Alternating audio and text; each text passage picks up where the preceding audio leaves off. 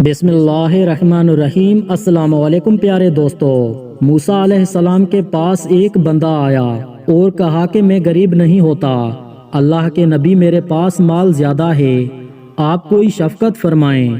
موسیٰ علیہ السلام نے فرمایا، ایسا کر روٹی اونٹ پر بیٹھ کر کھا، تیرا مال کم ہو جائے گا۔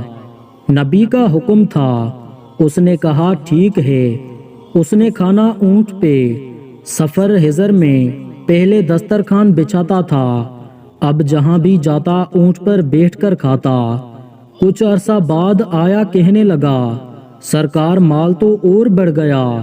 تو موسیٰ علیہ السلام نے پوچھا، میں نے تجھے کہا تھا نا اونٹ پہ بیٹھ کر کھانا ہے، کیونکہ اونٹ پر بیٹھ کر کھانے سے دسترخوان نہیں بچتا، کھانے کے ذرے نیچے گرتے رہتے ہیں، اونٹ ہلتا رہتا ہے۔ تو موسیٰ علیہ السلام نے فرمایا، تو کھانا کیسے کھاتا تھا؟